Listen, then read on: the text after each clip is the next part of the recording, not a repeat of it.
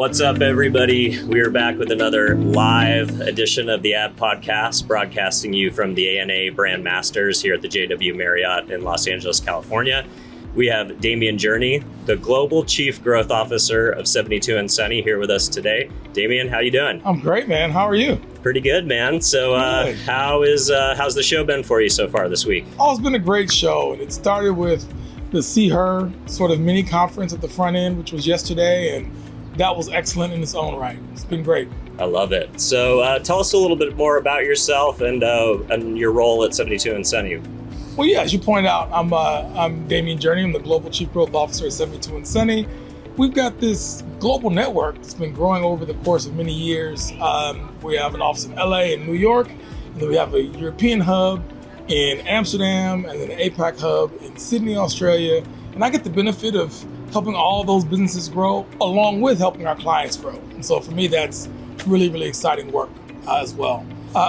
Also within my organization is our comms and PR organization, which really helps to connect how we communicate with the world about who we are, what we do, and then also how we highlight our clients and the great work that they're doing in the world as well. I love it. So I understand you had a panel this week? Yeah, we did. What was the topic? Yeah, well, the topic was really a case study on 72 and Sunny and the NFL Nice. as it relates to the work we've done in flag football and specifically women in football.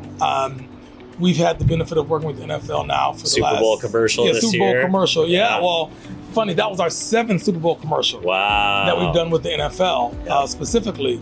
And last year, the commercial that we did in 2023 was awarded a Jim Reggie from ANA in conjunction with the See Her organization. And so the case study presentation that we did yesterday was really about looking at that work, how it impacts women, and what it is that we have planned for the future with our relationship with the NFL and their efforts around flag football and women's sports. I love that. And you guys have gone all in on sports these days. You have a huge activation coming up in Cannes, Sport Beach. I think this is second or third year running? Third year running. Yeah, we're super excited about that. When we had the idea for Sport Beach, and Stagwell and 72 and Sunny came along to take this concept and turn it into a moment for the world's greatest conference, if you will, on advertising or on creativity. We thought we had something really good going. We had no idea it would turn into kind of the center of activity at the Cannes Lions Festival. And so this is year 3, and it's going back bigger and better and bolder.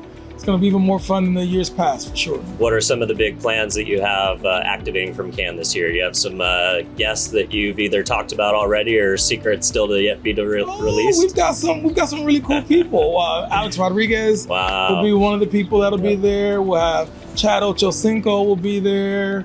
We'll have Candace Parker, and we'll of course have our friend Sue Bird, and Megan Rapinoe. Carmelo Anthony's coming back again. This will be, I think, his 3rd year, as is the case for Sue Bird. So Noah Lyles will be there, the gold medalist from the Olympics in track and field. So we're going to have a wide range of athletes, and then the world's best brands, without questions, will be there. Adobe will be there activating. Zillow will be there activating, as well as many, many, many, many others. So we're really excited. I love it. So a colleague of yours from the Stagwell network that I interviewed the other day, Winston Bench, talked about the idea as personalities are now media sources. We've always known this with influencer marketing, but it seems like especially in women's sports, this trend continues to grow. What do you think is behind the resurgence of female sports, and what's powering the growth these days? Is it just that inclusion and brands are getting behind equal opportunities and pay for a lot of these athletes, or is it just a moment in culture? What do you think is driving that? Well, I wish we were at the place where pay was equal for female athletes and male athletes. We are so far from that. Still a huge better than gap. we used to be, Yep. but the gap is still far too large. But I think the way that women's sports has really started to surge, the professional athletes in these sports got to their place very differently than the male athletes have gotten to their place. There's been a superstructure and many systems and organizations that have benefited how men have shown up in sports over the last 20, 30, 40 years. That's not been present for women, despite women being just as capable, just as athletic and just as marketable as men. I think we've just gotten to the place now where the world has recognized how awesome these women are, these athletes are. Now, what's interesting to me, though, is because they've not had the superstructure set up to benefit them, they've taken it upon themselves to create their own media outlets and their own platforms and build a fan following without some other entity doing it on their behalf. And so they really have been the creators and the pioneers and the purveyors of how to do this from a grassroots level, build fandom, and generate a ton of support through their natural capabilities. And it can be anything from their fashion or their beauty secrets to their rituals and getting prepared for the game. They've really leaned in hard in a way that I think men often haven't. And I think the world's paid attention from a grassroots level. And I think brands and now leagues are starting to show up and represent that this is a real opportunity for all. Do you think the emergence of NIL and the ability for NCAA athletes and athletes when they're in college now getting the opportunity to work with brands and sponsorships, do you feel like they're way more media savvy?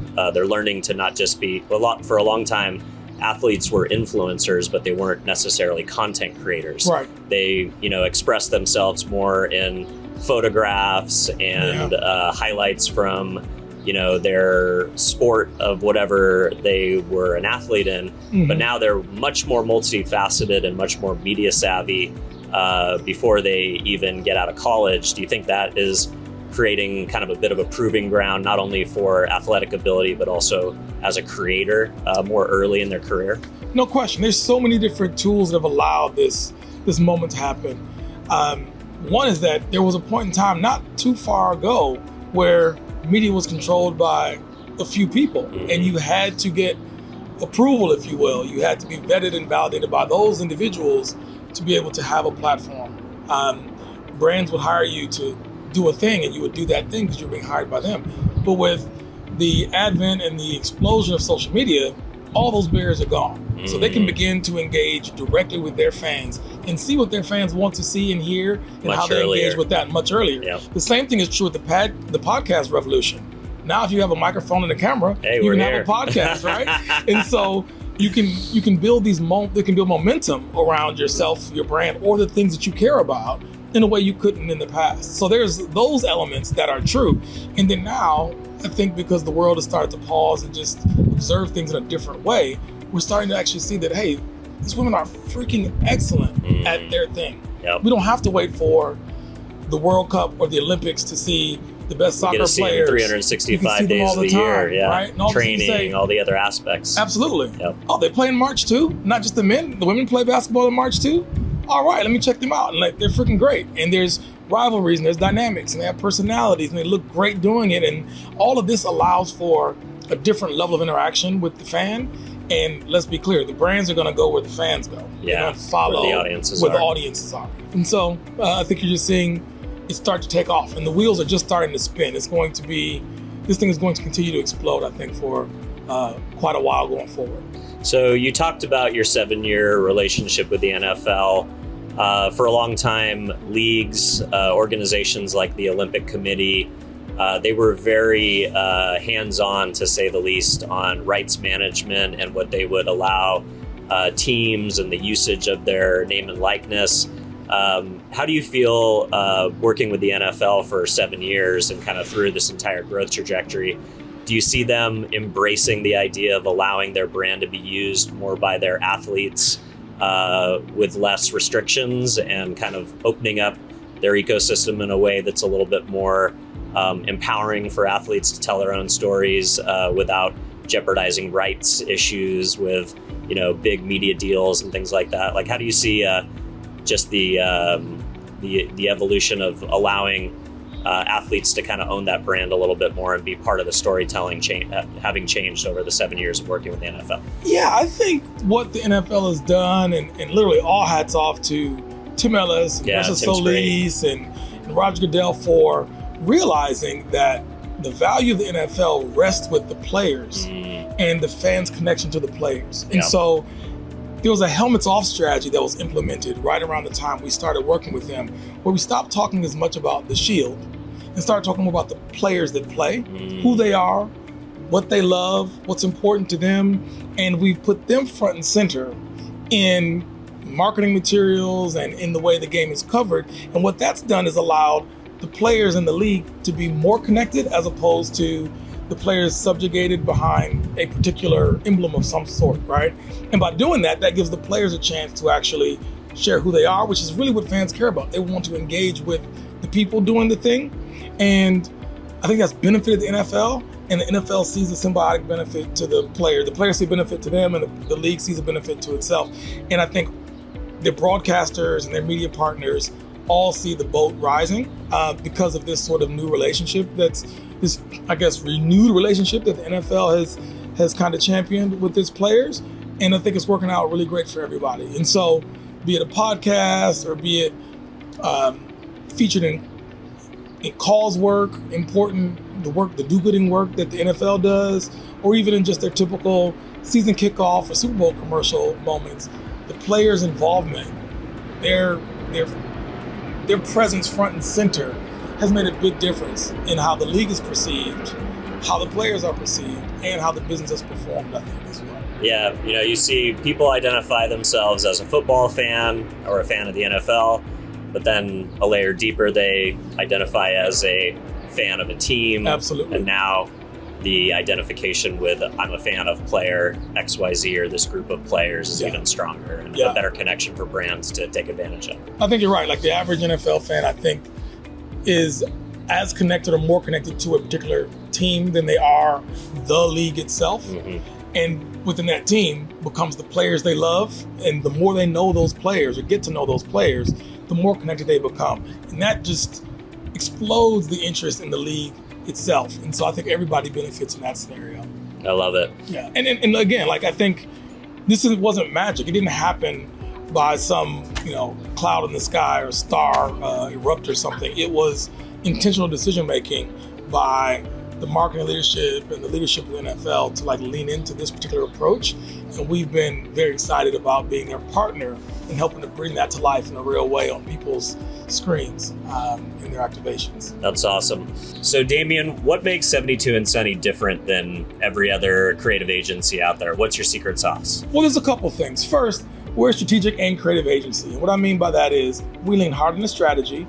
We want to understand the insights that are going to drive amazing creative. And then we put amazing creative together with that strategy and deliver outstanding, outsized results for our brand partners. And all of this is from an ethos of optimism. So the way we see the world at 72 and Sunniers is that there's challenges all around us, but we're not looking for challenges. We're looking for the opportunities within those challenges. And that optimistic view of the world really allows us to dive deep into the strategy to know, love, and respect the audiences that we're delivering to, and then deliver great creativity on their behalf. And that resonates with people in a way that just marketing sometimes may not. So that's one element of who we are that I think separates us from the pack. The other thing is we have a very clear play to win approach. We are a highly creative organization. We are a high performance organization. When you put those two things together, what we're talking about is winning, and we play hard to win. We keep score. We're obsessed with it. We want to know whether we're winning or losing. We are absolutely focused on how we're delivering for our client partners. We're concerned about how our talent feels. Are they high performers? Are they highly creative? And are they delivering on behalf of the clients? And ultimately, if you put those things together, what you're going to deliver oftentimes is winning results. And that's what really matters. And so we're out here to play to win. And I think those two components about who we are really separate us from the pack if you were to look at it year over year. And we don't live for awards. Awards are just one way that we measure wins, and we've seen a whole lot of those over the last 21 years. Let's go. Well, if people at home want to learn more about what you guys do at 72 and Sunny, or if they want to connect with you directly, where should they go? Well, 72andsunny.com. That's 72andsunny.com. You can find us on LinkedIn. Our Instagram is What's Hot in the Streets, so feel free to find us there on Instagram as well. And personally, you can find me on LinkedIn. I'm there. My last name is Journey. There's not that many of us. And so feel free to reach out there, and I'd be happy to connect. Damian Journey, everybody.